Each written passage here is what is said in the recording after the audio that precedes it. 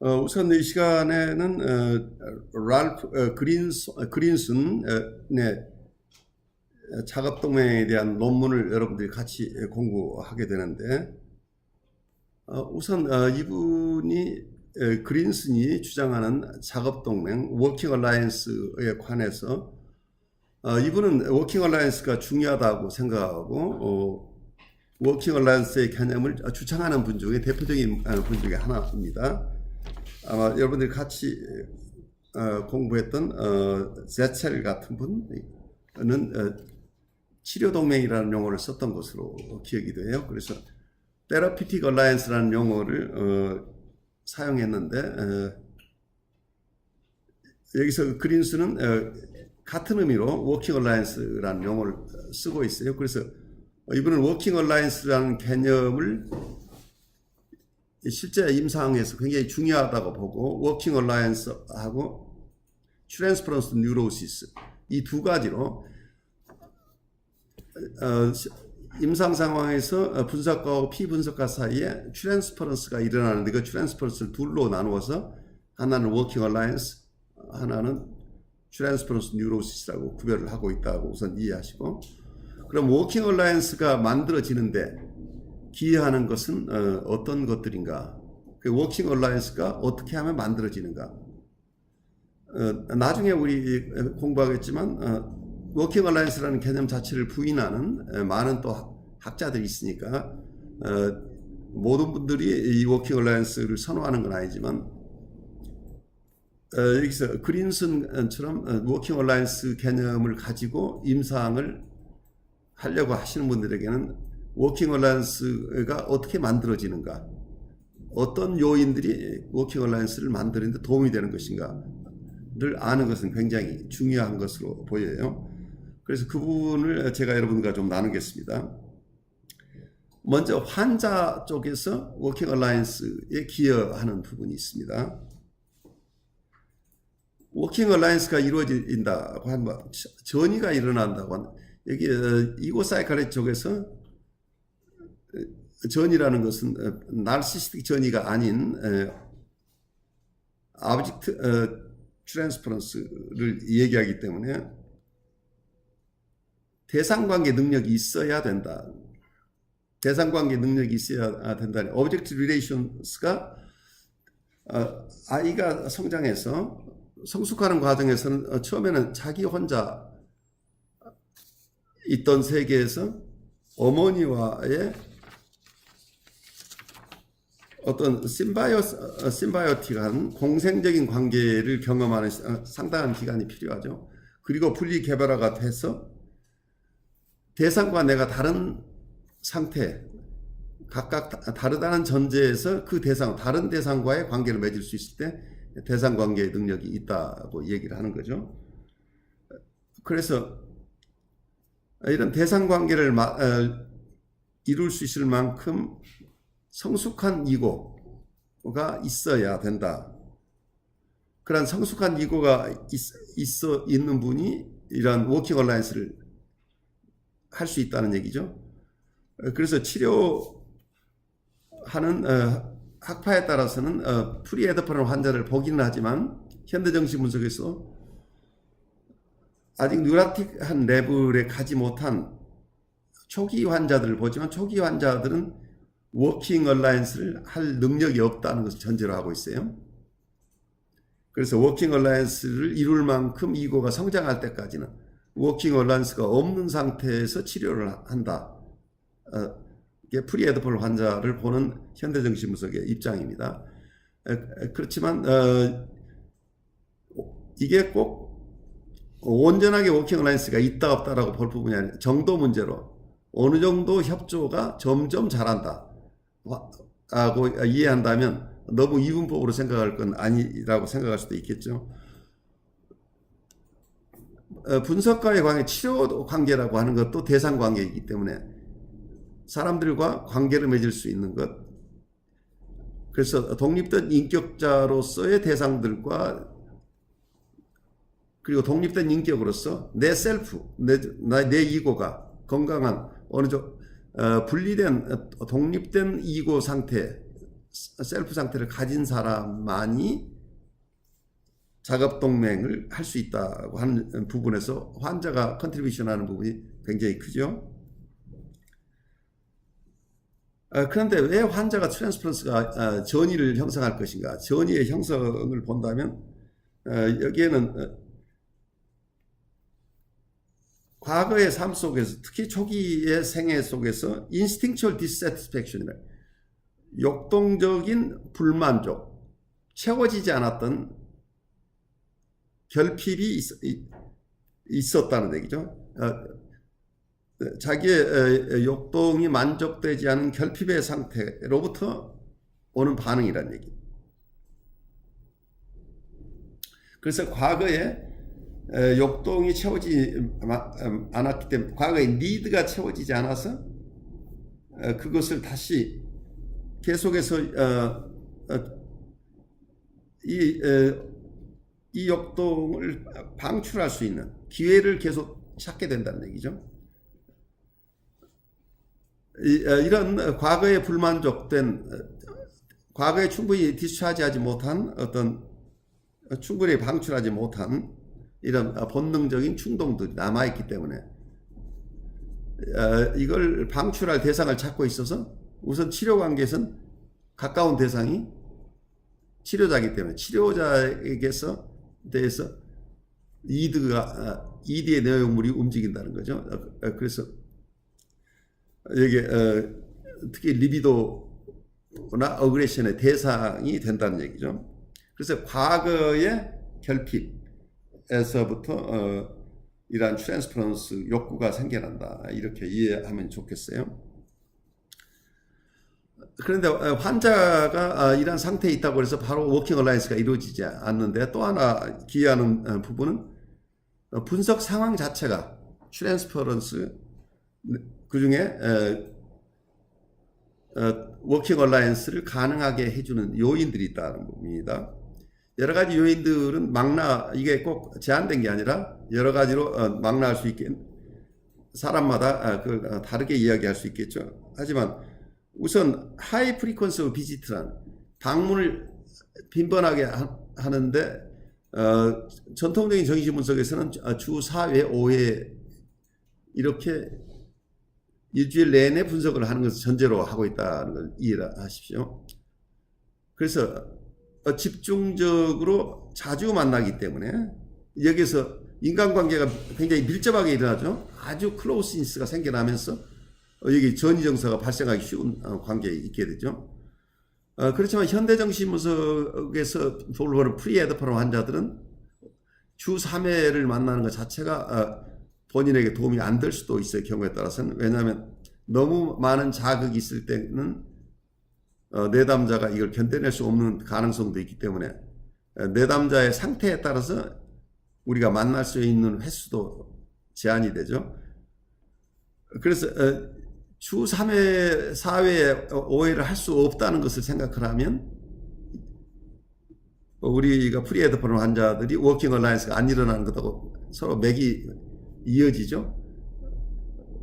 그래서 그런 프리에드퍼런 환자들은 워킹 얼라이언스가 없는 상태에서 치료자가 전적인 책임을 지고 환자를 돌봐야 되기 때문에 치료자가 굉장히 어렵다는 얘기죠. 뉴라틱한 환자를 보던 그 에너지 가지고 몇 사람의 에너지를 써야 프리에드퍼런 환자 하나를 볼 수 있다는 얘기예요. 왜냐하면 소를 뒤에서 그냥 따라가면 힘들지 않는데 소를 따라오지 않으려고 하는 소를 끌고 갈 때는 한 사람이 도저히 할 수 없죠. 그만큼 힘이 드는 거죠. 저항이 완강하기 때문에. 그 다음 나오는 게 long duration of treatment죠. 우리가 이런 정신분석에서는 보통 몇 년, 3년, 5년, 7년 이렇게 장기간에 걸쳐서 내담자를 보기 때문에 여기에서 전이 특히 작업동맹이 이루어질 가능성들이 높죠. 그래서 우리 단기치료 특히 어떤 인지 행동치료 쪽에서 본다면 보통 그분들은 치료를 뭐 10회 20회 이렇게 단기간에 어떤 성과를 내고자 하는데 거기에서 생각하는 치료의 개념이 다르겠죠. 우리는 환자들의 무의식 속에 있는 요인들로 인해서 힘들어하는 이분들을 근원적인 치료를 한다고 하는 거기 때문에 증상 치료하고 어떤 면은 그분의 성격 구조에까지 어떤 정신기구의 구조에까지 영향을 미치는 치료를 하기 위해서는 장기적인 치료가 불가피한데 이 장기적인 치료를 하는 과정 속에서 작업동맹이 일어나기 수 있는 소지가 있다. 그리고 보통 카우치를 사용하는 것도 여러분 카우치를 사용하는 것은 여러 가지 의미가 있지만 그 중에 자유현상이 가능하게 하고 또 판타지가 자유스럽게 일어날 수 있도록 하는데 이 속에서도 환자 스스로 리플렉션 할 수 있는 공간을 주죠. 우리가 얼굴을 서로 마주보고 있을 때는 본인이 자기를 리플렉션 하기가 굉장히 힘드는데 카우치에 누워있는 경우에는 치료자가 침범적으로 다가가지 않는다고 한다면 이분이 침묵이 필요할 때는 침묵하면서 사이렌스 속에서 자기 자유현상도 가능하고 리플렉션도 가능하고 리플렉션이 목적이 아니라 어쨌든 자기 몫을 해낸다는 얘기죠. 자기 몫을 하는데 어떻게 카우치가 도움이 될 수 있다.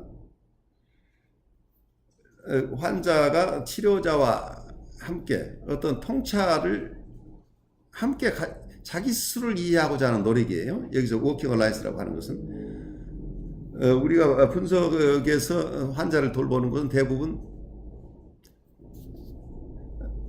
환자가 가지고 있지 못한 통찰을 분석가가 가지는데 그 통찰을 환자가 스스로 가질 수 있으면 좋은데 갖지 못하기 때문에 많은 경우에 치료자가 통찰을 가져서 그 통찰을 언어로 전달을 하는데 이것을 환자가 치료자가 주는 통찰을 가져가는 것만 계속 하는 게 아니고 치료자의 이런 성찰하는 기능 이것을 자기의 인터널라이즈 함으로써 아까 partial identification이라고 얘기를 하겠죠.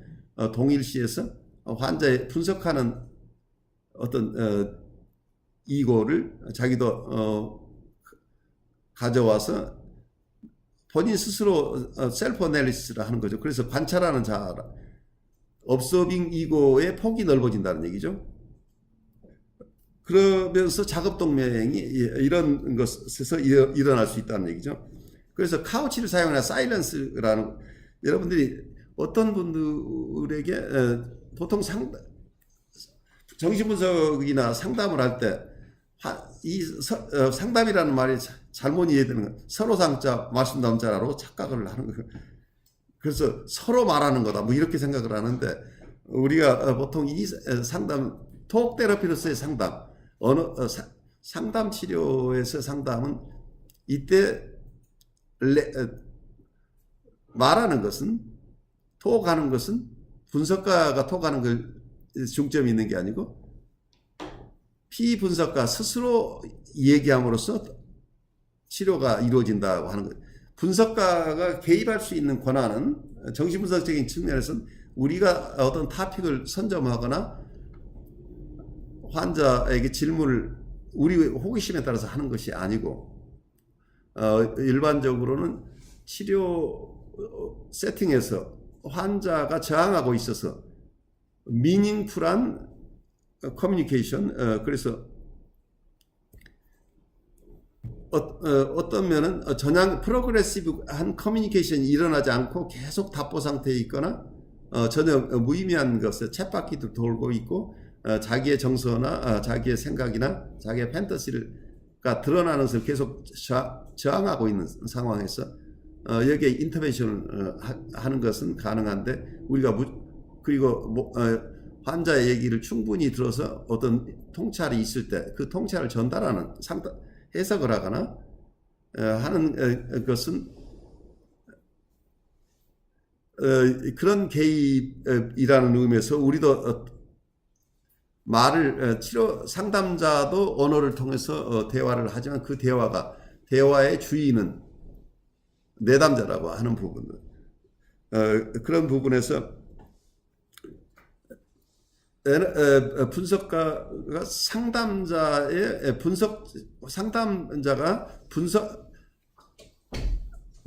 그 내담자 환자 스스로가 분석가가 하는 것처럼 자기를 분석해낼 수 있는, 그리고 자기를 성찰할 수 있고 자기를 관찰할 수 있는 능력이 늘어나도록 도와준다고. 그렇게 될 때 이게 작업 동력이 된다는 얘기죠. 그래서 어떤 면에서는 분석 상황에서는 분석가는 끊임없이 작은 해석들을 하고 있기 때문에 이게 환자 입장에서는 그것을 닮아간다는 얘기죠. 그런 게 분석 상황에서 주는 여러 가지 기여들인데, 가장 중요한 것은 분석가가 성실하게 매 세션에서 환자에게 그 현실을 필요한 경우에 관찰하고, 계속해서 관심을 관찰하고 필요할 때 해석을 하는 성실한 모습을 보이는 것 자체가, 환자가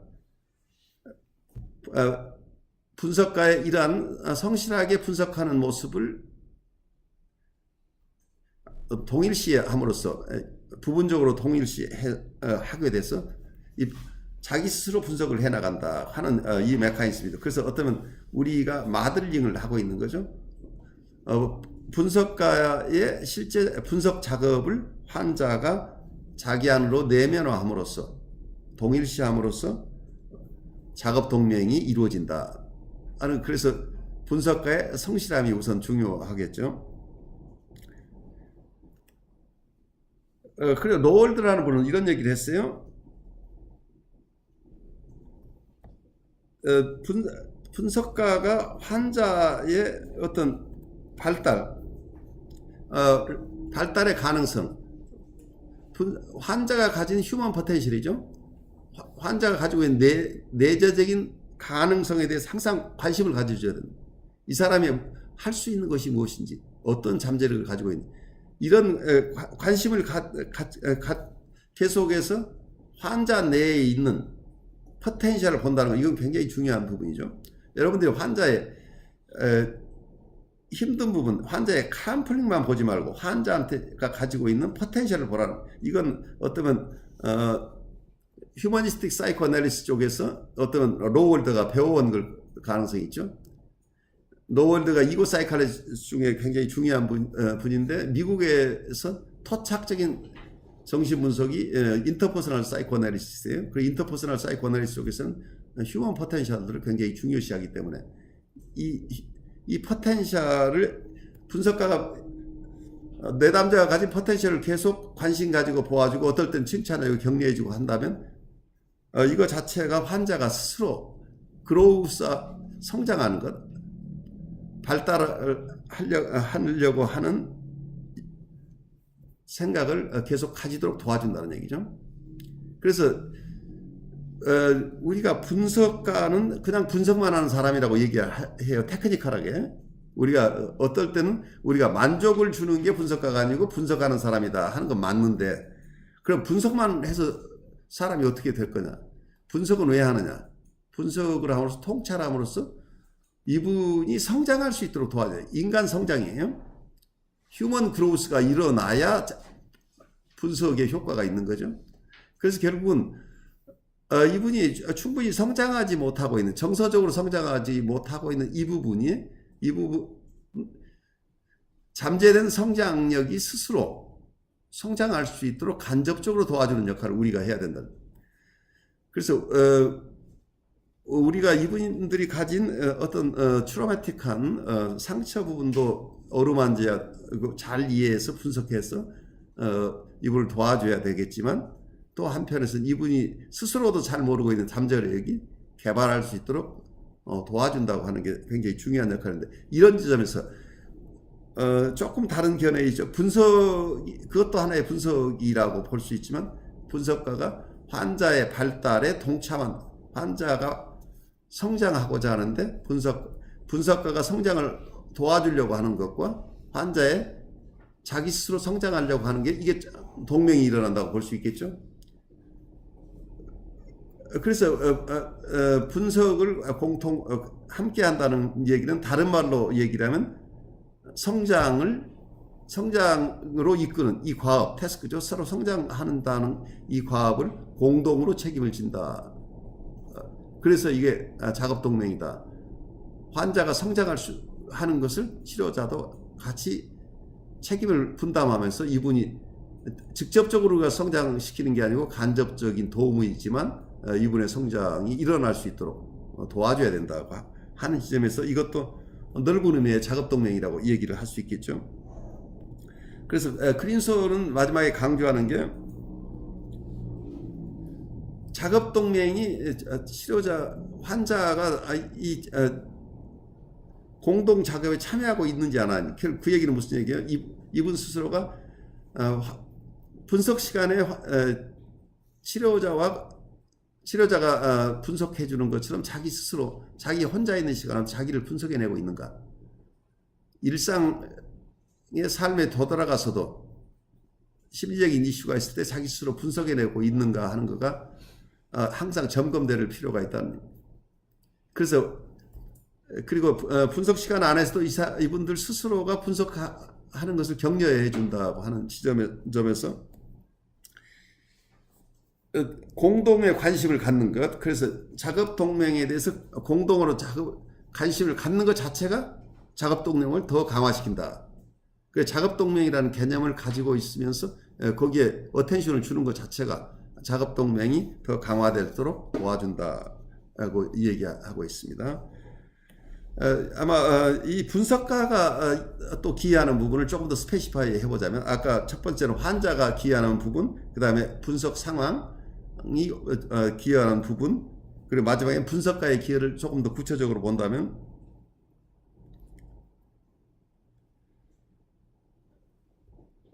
분석가가 어느 날 갑자기 아주 중요한 인사이트를 가져서 가만히 있다가 아주 중요한 인사이트를 주어서 이걸로 한꺼번에 이 사람을 어려운 점을 해결하는 이런 모습이 아니고, 매일매일 작은 스텝을 가지고 성실하게 하나하나 해석해 나가는 이 데일리 워크가 어쩌면 가장 중요하다는. 그래서 이 통찰을 하려고 끊임없이 관찰하고 그것을 추구하는 모습, 그거 자체가, 그래서 환자가 어떤 머티리얼을 가져오더라도, 환자의 어떤 행동이 있더라도 그것을 심리 내적으로 잘 이해하고 분석해내려고 하는 이 끊임없는 노력을 보이는 것 자체가 환자 입장에서 저렇게 해야 내가 건강해질 수 있는 거구나 알게 돼서 작업동맹을 하게 된다는 얘기예요. 그래서 어쩌면 일관성 있는 흔들림 없는 분석, 이것이 환자의 작업동맹을 돕는다.